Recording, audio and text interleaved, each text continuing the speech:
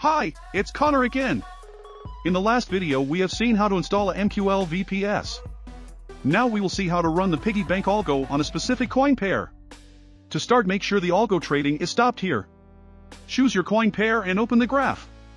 Then drag and drop the Piggy Bank Algo from the navigator to the graph. This window will open. Go in the Input tab and set the parameters based on your backtests. Make sure you change the instance ID every single time you run a new instance of the bot. Just use a random number. Also keep track of all the settings used. You will need that to monitor the Piggy Bank Algo in the future. Then press OK and you are good to go. Finally, right-click on your VPS in the navigator and press Synchronize Expert. That will activate the Piggy Bank Algo. And you are live trading now. If you want to monitor the Piggy Bank Algo in the future, open a new graph of the same coin pair. Attach the Piggy Bank Algo and use the same settings previously used, in particular the same instance ID. Then you will be able to see all the data of the running Piggy Bank Algo. Thanks for watching.